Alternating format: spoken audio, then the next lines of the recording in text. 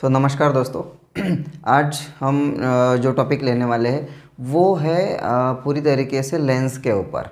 मतलब जो भी पेशेंट हमारे ओपीडी में आता है या तो क्लिनिक सेंटर में आता है, तो उस टाइम पे जो पेशेंट का एज होता है उसके अकॉर्डिंग हम नंबर कैसे दे सकते हैं, या तो उसके अकॉर्डिंग हम पेशेंट को चेक करके उसको रिफ्रैक्टिव एरर क्या है, मतलब उसको कैसे हम करेक्ट कर सकते हैं और क्या लेंस देकर हम डायरेक्टली उसको करेक्ट कर सकते हैं। ये सारी चीज़ों के बारे में आज हम देखने वाले। तो बेसिकली जो भी पेशेंट्स आते हैं ना ओपीडी पे, तो वो जो 40 साल का एज है उसके अगर पीछे है, मतलब बिलो 40 एज है, मतलब किसी का 35 है, किसी का 36 है, किसी का 37 है, मतलब 40 के जो पीछे एज वाले हैं उनको अगर वो बोलते हैं कि मुझे भी नज़दीक का देखने में प्रॉब्लम हो रहा है और मुझे नज़दीक का नहीं दिख रहा है, या तो कुछ सिलाई काम कर रहे होंगे, या तो कुछ कंप्यूटर पे काम कर रहे होंगे, या तो कुछ घर का काम होगा लेडीज़ को, तो वो सारी चीज़ें करने के लिए वो बोलते हैं कि मुझे आई स्ट्रेन हो रहा है, ये सारी चीज़ें मुझे मतलब दिक्कत हो रही है नज़दीक का देखने के लिए। हालांकि नज़दीक का नंबर कब लगता है दोस्तों? अबव 40, मतलब 40 साल के आगे वाले जो पेशेंट्स होते हैं या जो पर्सन्स होते हैं उनको जो होता है वो नज़दीक का नंबर लगता है। तो 40 के पीछे भी एक नंबर लगता है उनको। क्या क्या नंबर उनको लग सकता है, और लगता है तो वो क्यों लगता है 40 के पीछे?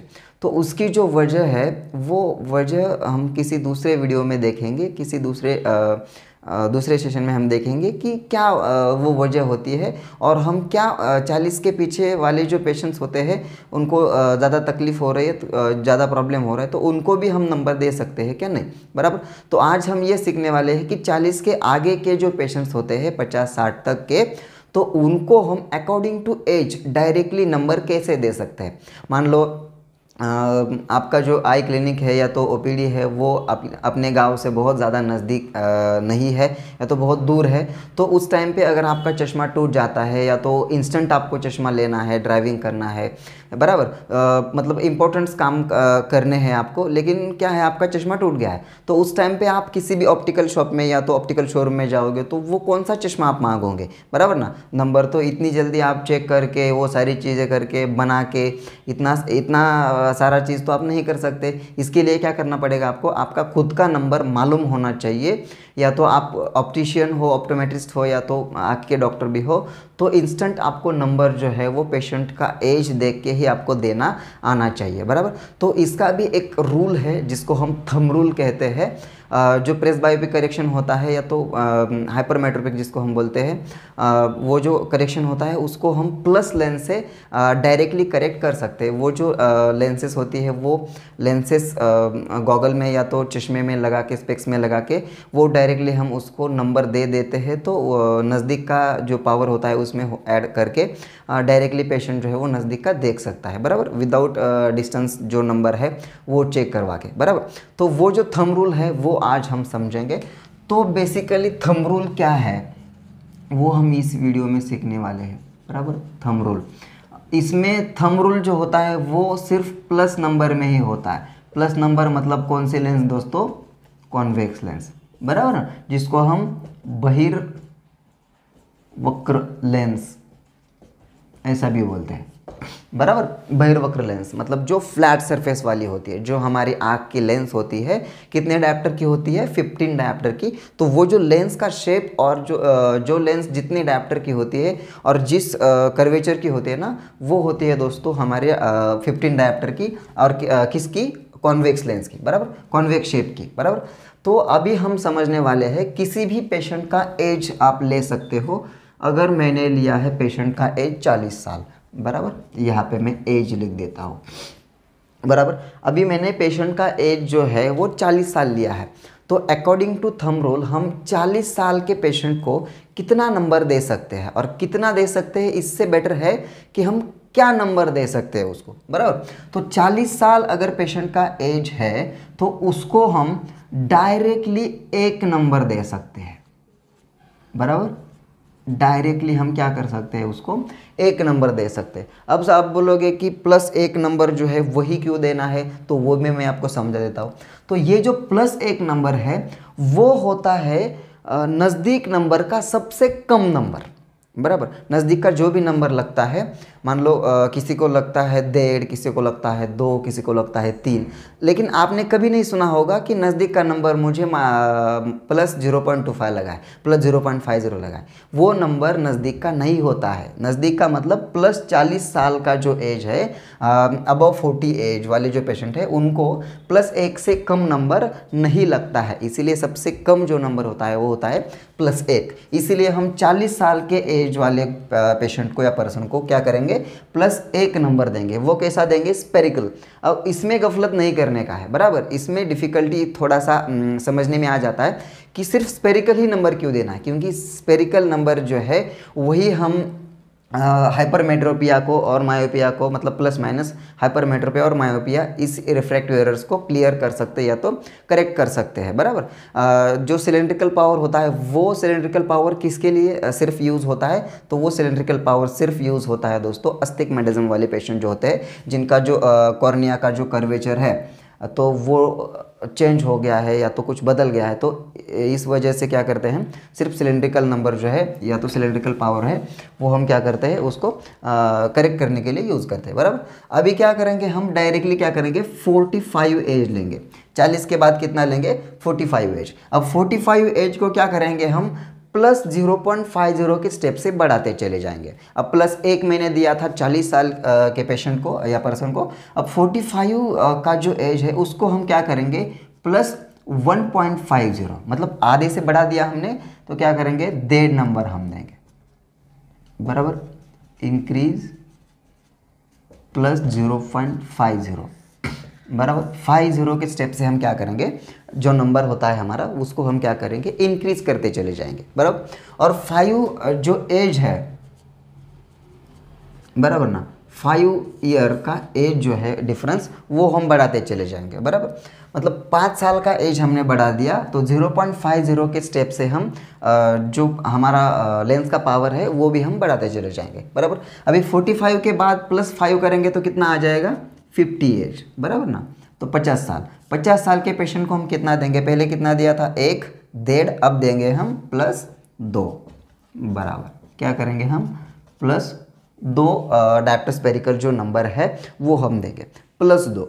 अब प्लस 2 हम देंगे, बराबर। और अभी एज क्या है, हम बढ़ाएंगे 55। अब 55 एज को हम क्या करेंगे, सेम प्लस 0.50 से बढ़ाना है हमको, बराबर ना, ये प्लस 0.50। और अब करेंगे 60 प्लस 3 डायप्ट्रिक स्पेरिकल। अब कहाँ तक ऐसे ही 0.50 से के स्टेप से हम बढ़ाते जाएंगे, 60 तक। इसके आगे वाले जो पेशेंट्स होते हैं, मतलब ये मैं क्यों बोल रहा हूँ कि 40 से हम स्टार्ट करते हैं और 60 तक हम ख़त्म करते हैं, मतलब जो 3 नंबर होता है या ज़्यादा से ज़्यादा 3.5 नंबर होता है, वहाँ तक हम जो नज़दीक का पावर होता है प्लस में, तो वो देना हम बंद करेंगे। क्यों बंद करेंगे, क्योंकि जो 60 का एज होता है इससे पहले पहले हर पेशेंट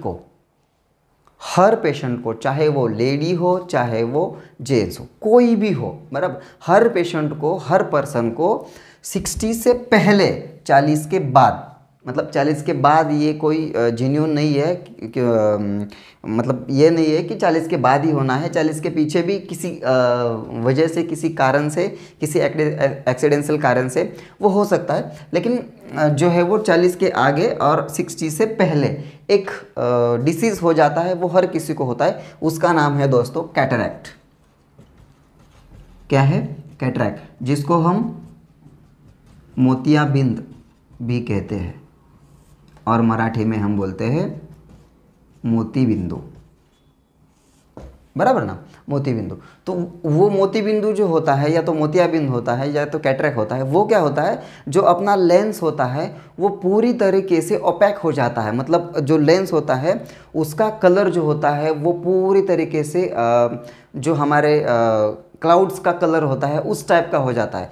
तो वो जो सारे रेज आ जाते हैं तो उसकी जो ट्रांसपेरेंसी होती है या तो वैस्कुलिटी होती है कि अंदर रेज फोकस होने चाहिए रेटिना पे, तो वो जो रेज होते हैं वो अंदर नहीं जा पाते हैं, बराबर।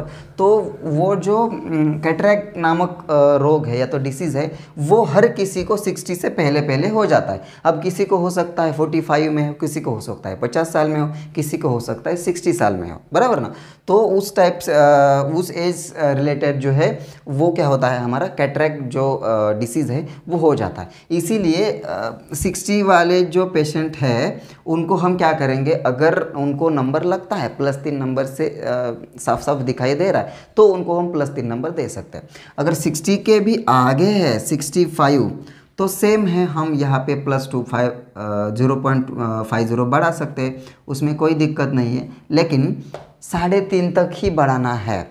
अगर किसी पेशेंट का एज जो है वो 65 है, 67 है या तो 70 एज है, तो उस टाइम पे आपको क्या करना है, उनको जो ऑपरेट हुआ है कि नहीं हुआ है या तो मोतियाबिंद आ गया है कि नहीं आया है, सीवियर है कैसा है, तो वो सारी चीज़ें आपको चेक करने के बाद, स्लिट लैम्प एग्जामिनेशन करने के बाद ही उनको जो है वो 3.5 के आगे वाला नंबर आपको देना है, बराबर। यहाँ तक समझे। +0.50 के स्टेप से हम बढ़ाते चले जाएंगे। अब इसका भी एक फॉर्मूला है, हम डायरेक्टली अगर ये चीज़ आपको ध्यान में नहीं रहती है तो इसका भी एक फॉर्मूला है, वो भी मैं आपको बता देता हूँ, बराबर। तो वो जो फॉर्मूला है वो मैं आपको यहाँ पे बता देता हूँ। फॉर्मूला क्या है, एज डिवाइडेड बाय, जो भी पेशेंट का एज है उसको डिवाइड करेंगे हम 10 से, एज डिवाइडेड बाय 10 -3, ये है हमारा फॉर्मूला।